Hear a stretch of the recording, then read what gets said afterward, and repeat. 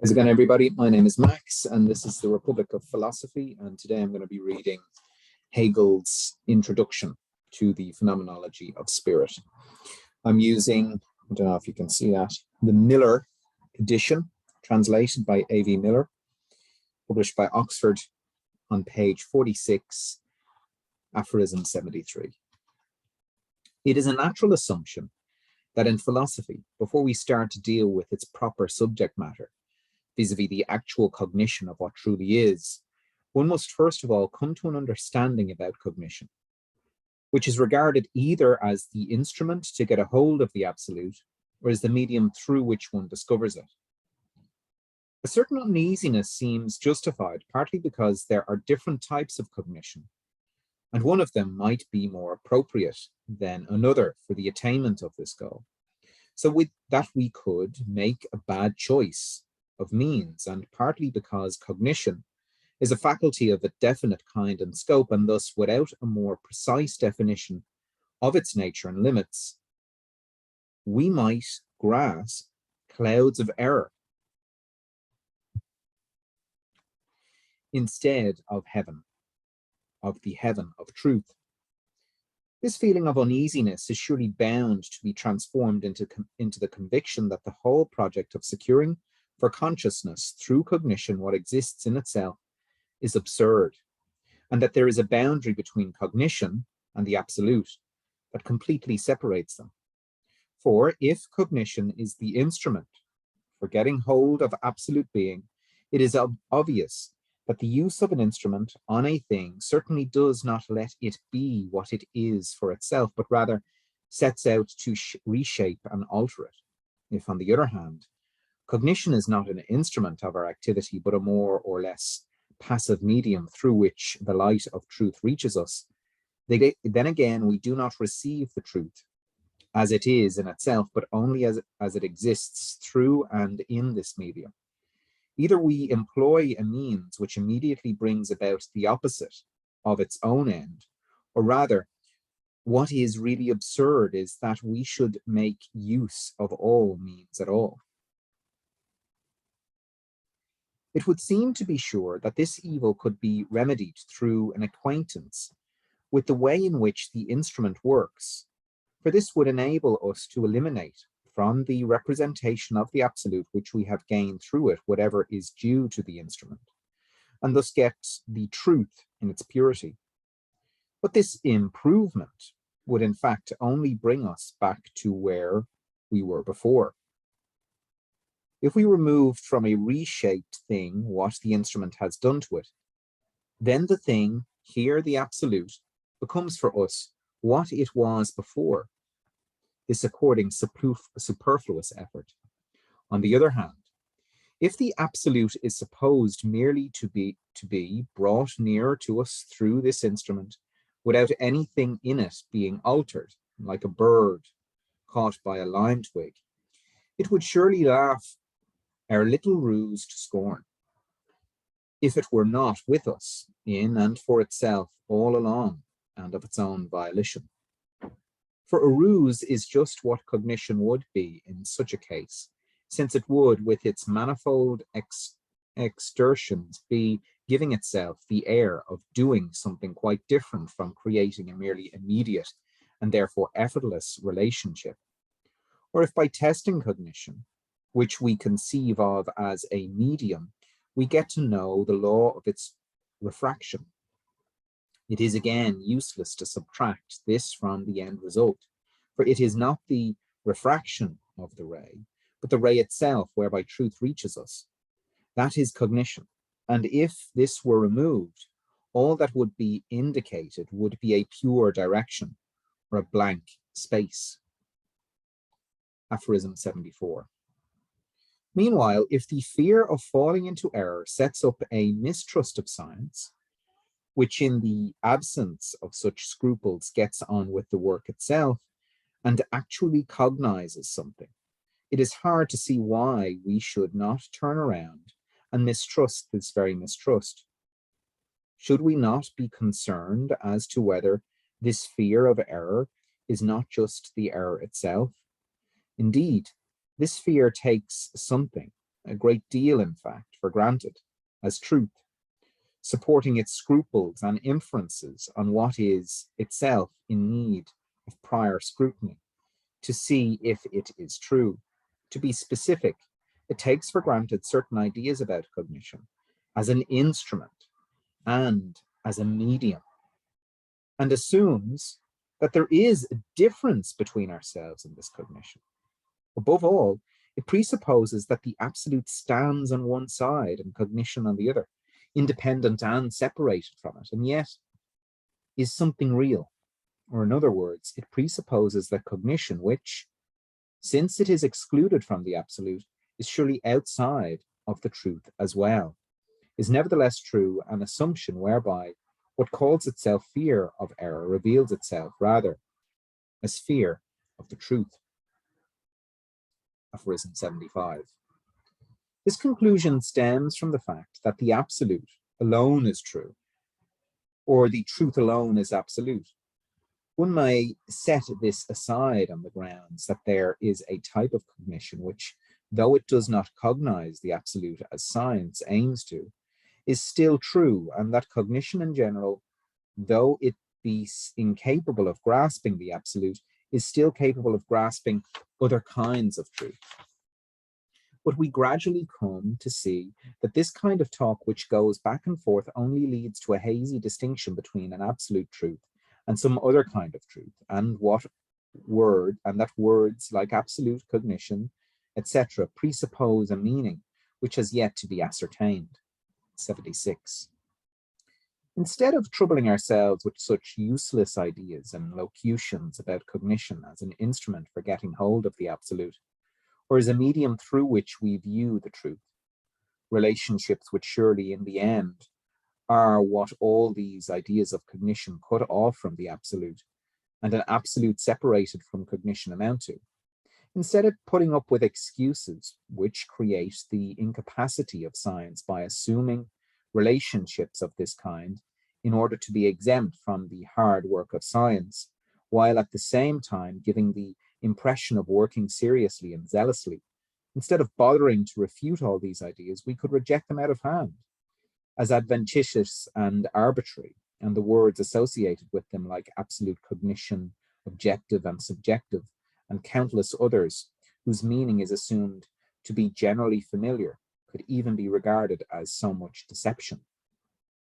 For to give the impression that their meaning is generally well known, or that their notion is comprehended, looks more like an attempt to avoid the main problem, which is precisely to provide this notion.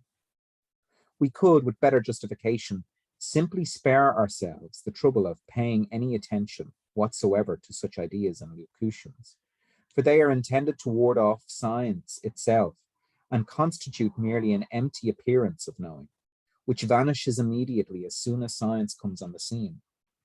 But science, just because it comes on the scene, is itself an appearance. In coming on the scene, it is not yet science in its developed and unfolded truth. In this connection, it makes no difference whether we think of science as the appearance because it comes on the scene alongside other modes of knowledge, or whether we call that other untrue knowledge its manifestation. In any case, science must liberate itself from this semblance, and it can do so only by turning against it. For when confronted with a knowledge that is without truth, science can neither merely reject it as an ordinary way of looking at things, while assuring us that its science is quite different sort of cognition for which that ordinary knowledge is of no account whatsoever. Nor can it appeal to the vulgar view for the intimations it gives us of something better to come. By the former assurance, science would be declaring its power to lie simply in its being. But the untrue knowledge, likewise, appeals to the fact that it is, and assures us that for science is of no account. One bare assurance is worth just as much as another. Still less can science appeal to whatever intimations of something better it may detect in the cognition that is without truth, to the signs which point in the direction of science. For one thing, it would only be appealing again to what merely is. And for another, it would only be appealing to itself, and to itself in the mode in which it exists in the cognition that is without truth. In other words, it would be appealing to an inferior form of its being, to the way it appears, rather than to what it is in and for itself. It is for this reason that the exposition of how knowledge makes its appearance will be undertaken. Aphorism 77. Now, because it has only phenomenal knowledge for its object, this exposition seems not to be science, free and self-moving in its own particular shape. Yet from this standpoint, it can be regarded as the path of the natural consciousness which presses forward to true knowledge, or as the way of the soul which journeys through a series of its own configurations, and as though they were the stations appointed for it by its own nature, so that it may purify itself for the life of the spirit and achieve finally through a completed experience of itself the awareness of what it really is in itself. 78. Natural consciousness will show itself to be only the notion of knowledge, or in other words, not to be real knowledge. But since it directly takes itself to be real knowledge, this path has a negative significance for it. And what is in fact the realization of the notion counts for it rather as the loss of its own self. For it does not lose its truth on this path. The road can therefore be regarded as the pathway of doubt, or more precisely, the pathway of despair.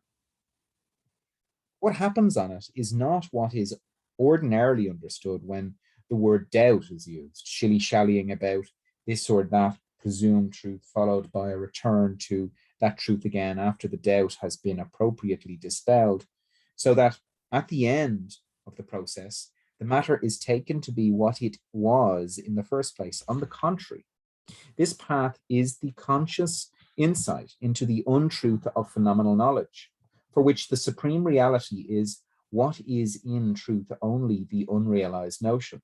Therefore, this thoroughgoing skepticism is also not the skepticism with which an earnest zeal for truth and science fancies it has prepared and equipped itself in their service. The resolve in science not to give oneself over to the thoughts of others upon mere authority, but to examine everything for oneself, and follow only one's own conviction, or better still, to produce everything oneself and accept only one's own deed as what is true. The series of configurations which consciousness goes through along this road is in reality the detailed history of the education of consciousness itself to the standpoint of science.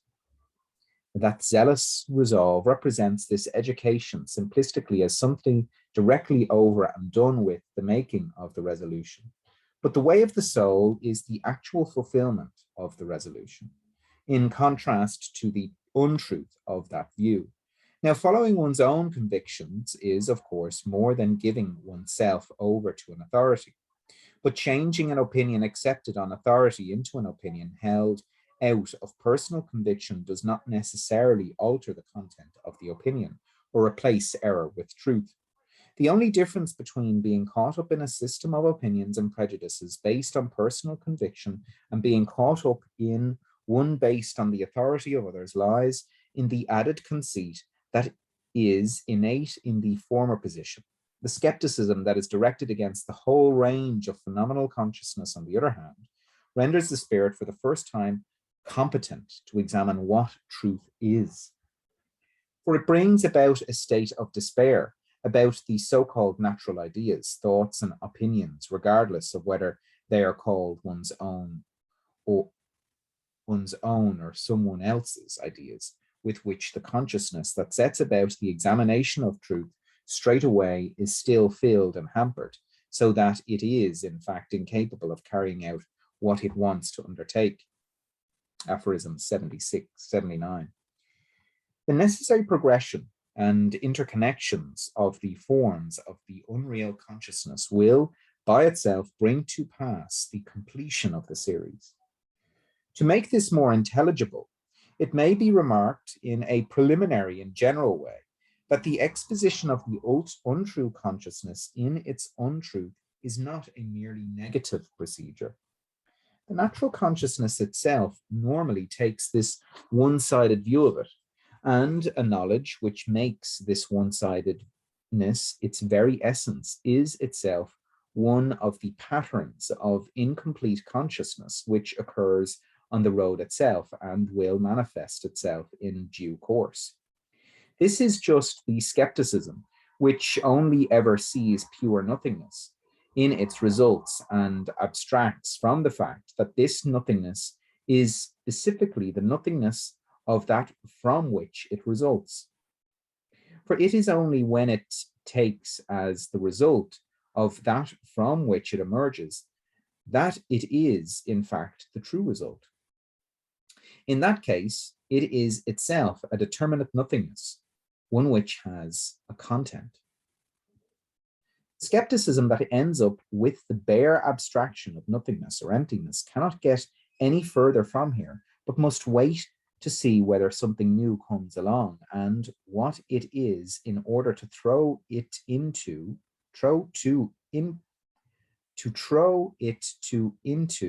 the same empty abyss. I'll read that again. The skepticism that ends up with the bare abstraction of nothingness or emptiness cannot get any further from here, but must wait to see whether something new comes along and what it is in order to throw it into the same abyss. But when, on the other hand, the result is conceived as it is in truth, namely as a determinate negation, a new form has thereby immediately arisen, and in the negation, the transition is made through which the progress through the complete series of forms comes about of itself. 8. But the goal is as necessarily fixed for knowledge as the serial progression. It is the point where knowledge no longer needs to go beyond itself, where knowledge finds itself, where notion corresponds to object and object to notion. Hence,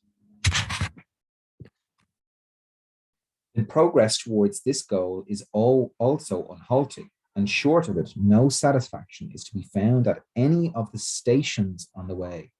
Whatever is confined within the limits of natural life cannot by its own efforts go beyond its immediate existence, but it is driven beyond it by something else, and this uprooting entails its death. Consciousness, however, is explicitly the notion of itself. Hence, it is something that goes beyond limits, and since these limits are its own, it is something that goes beyond itself. With the posting of a single particular, the beyond is also established for consciousness, even if it is only alongside the limited object, as in the case of spatial intuition. Thus, consciousness suffers this violence at its own hands. It spoils its own limited satisfaction when consciousness feels this violence. Its anxiety may well make it retreat from the truth and strive to hold on to what it is in danger of losing. But it can find no peace. If it wishes to remain in a state of unthinking inertia, then thought troubles its thoughtlessness, and its own unrest disturbs it in inertia. Or if it entrenches itself in sentimentality, which assures us that it finds something to be good in its kind, then this assurance likewise suffer violence at the hands of reason. For precisely in so far as something is merely a kind, reason finds it not to be good. Or again, its fear of the truth may lead consciousness to hide itself and others. Behind the pretensions that its burning zeal for truth makes it difficult or even impossible to find any other truth but the unique truth of vanity, that of being at any rate cleverer than any thoughts that one gets by oneself or from others. This conceit, which understands how to belittle every truth in order to turn back into itself and gloat over its own understanding, which knows how to dissolve every thought and always finds the same barren ego instead of any content. This is a satisfaction which we must leave to itself, for it flees from the universal and seeks only to be for itself. Aphorism 81. In addition to these preliminary general remarks about the manner and the necessity of the progression, it may be useful to say something about the method of carrying out the inquiry. If the exposition is viewed as a way of relating science to phenomenal knowledge, and as an investigation and examination of the reality of cognition, it would seem that it cannot take place without some presupposition, which can serve as its underlying criterion. For an examination consists simply in applying an accepted standard and in determining whether something is right or wrong on the basis of the resulting agreement or disagreement of the thing examined.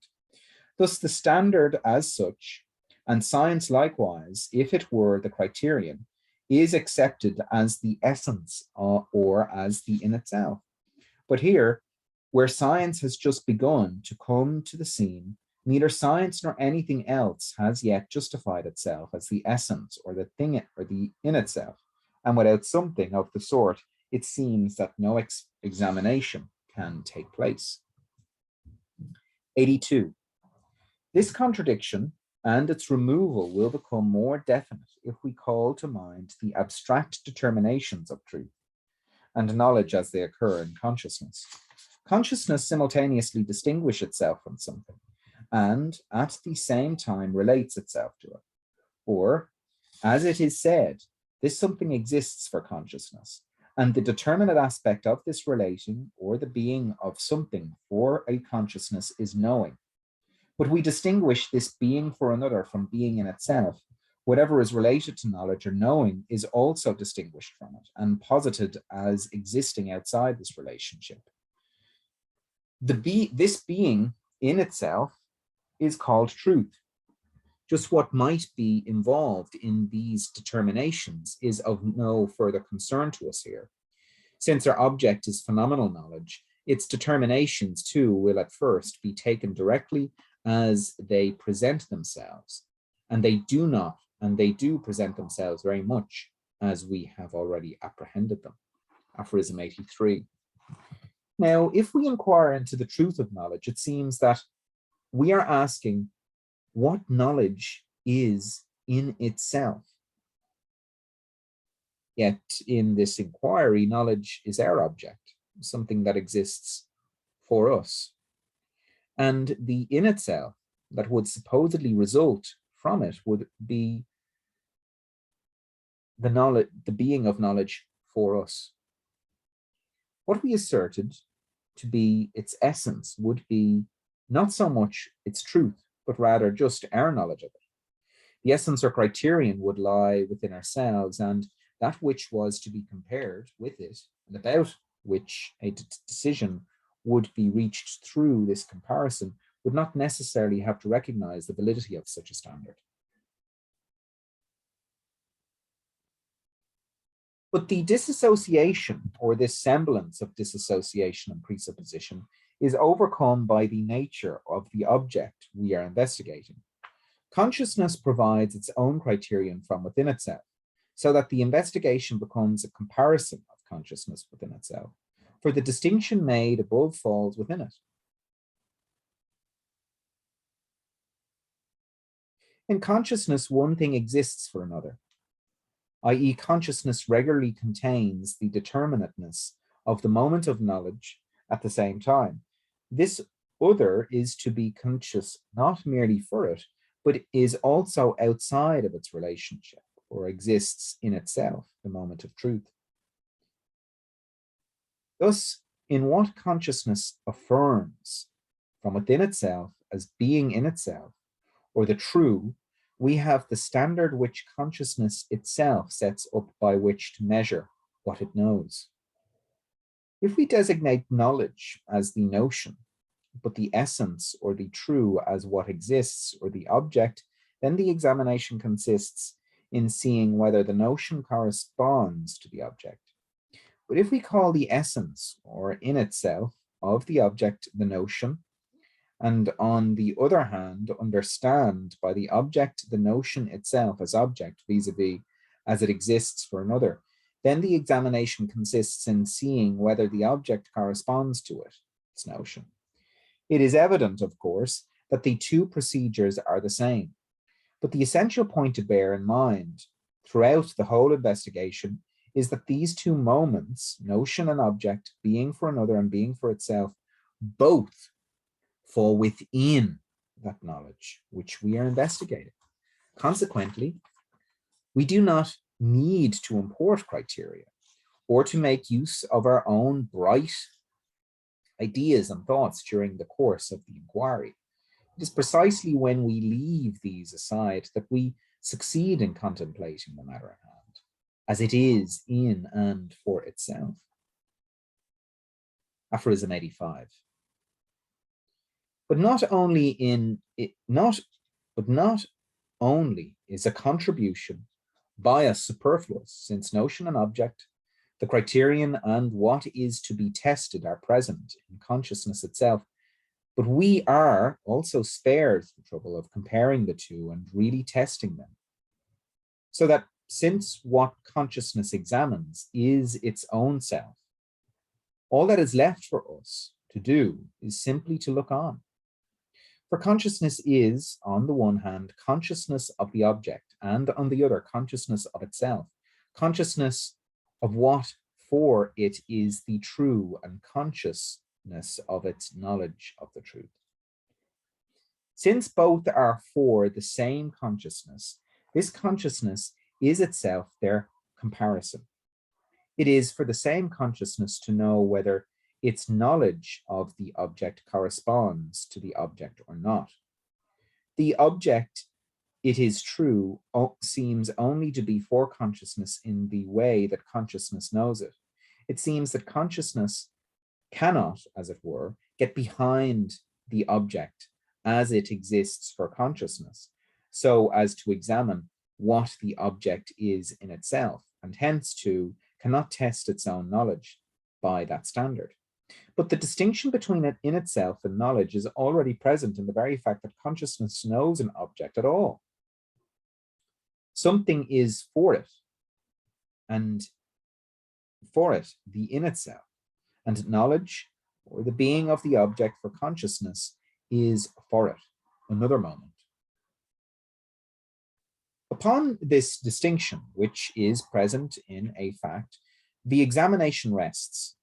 If the comparison shows that these two moments do not correspond to one another, it would seem that consciousness must alter its knowledge to make it conform to the object. But in fact, in the alteration of the knowledge, the object itself alters for it too. For the knowledge that was present was essentially a knowledge of the object. As the knowledge changes, so too does the object, for it essentially belonged to this knowledge. Hence it comes to pass for consciousness that what it previously took to be the in itself is not an in itself, or that it was only an in itself for consciousness. Since consciousness thus finds that its knowledge does not correspond to its object, the object itself does not stand the test. In other words, the criterion for testing is altered when that for which it was to have been the criterion fails to pass the test.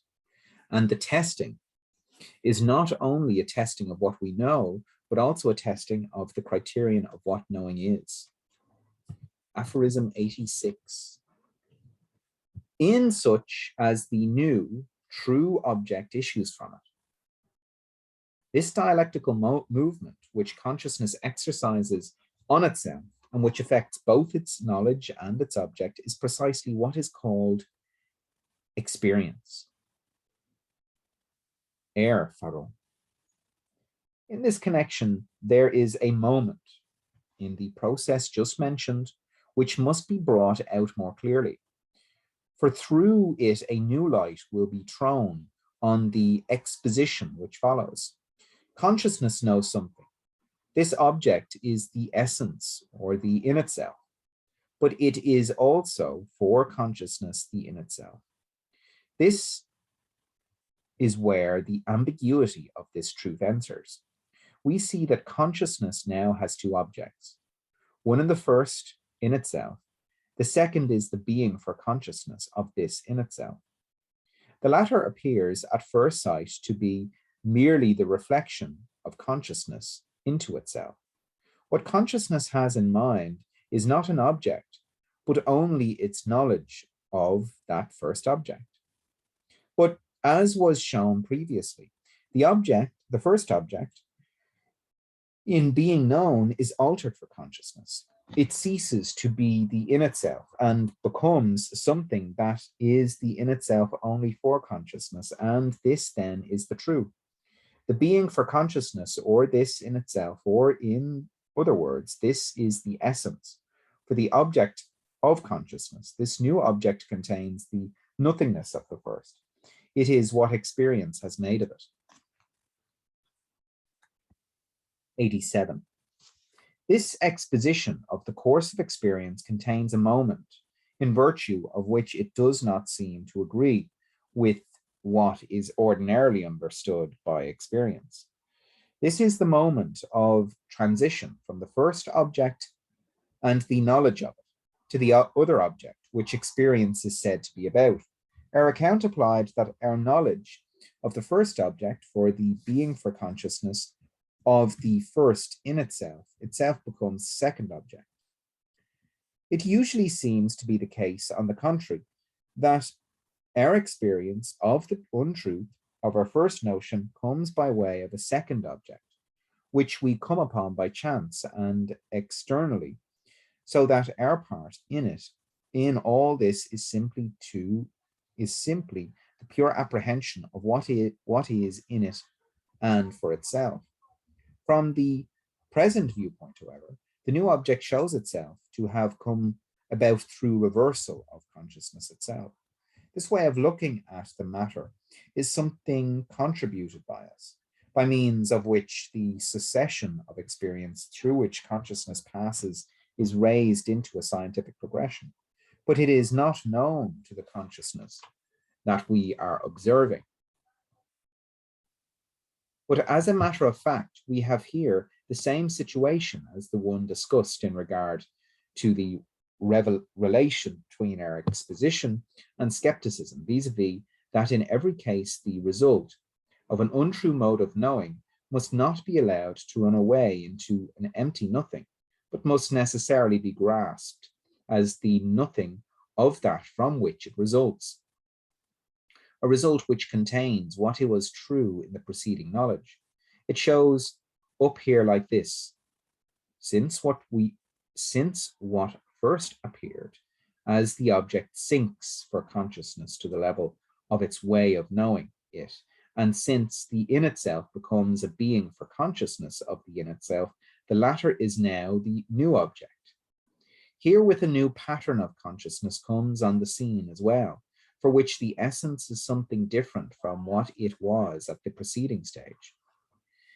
It is this fact that guides the entire series of the patterns of consciousness in their necessary sequence. But it is just this necessity itself, or the origination of the new object, that presents itself to consciousness without its understanding.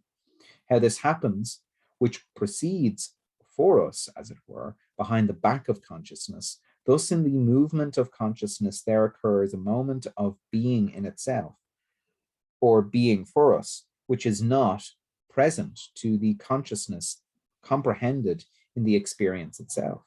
The content, however, of what presents itself to us does exist for us. We comprehended only the formal aspect of that content, or its pure origination. For it, What has thus arisen exists only as an object. For us, it appears at the same time as movement and a process of becoming. Aphorism 88. Because of this necessity, the way of science is itself already science. Read that again. Because of this necessity, the way to science is itself already science, and hence, in virtue of its content, is the science of the experience of consciousness. 89. The experience of itself, which consciousness goes through, can, in accordance with its notion, comprehend nothing less than the entire system of consciousness, or the entire realm of the truth of spirit. For this reason, the moments of this truth are exhibited in their own proper determinations, vis-a-vis as being not abstract moments, but as they are for consciousness, or in as consciousness itself stands forth in its relation to them. Thus, the moments of the whole are patterns of consciousness. In pressing forward to its true existence, consciousness will arrive at a point at which it gets rid of its semblance of being, burdened with something alien, with what is only for it, and some sort of other, at a point where appearances becomes identical with essence, so that its exposition will coincide at just this point with the authentic science of spirit. And finally, when consciousness itself grasps this, its own essence, it will signify the nature of absolute knowledge itself. So that is the introduction to Hegel's Phenomenology of Spirit. Next time I will be reading Sense Certainty, or the this and the meaning, in section A, Consciousness, of Hegel's Phenomenology of Spirit. So till next time, best of luck in your absolute knowing.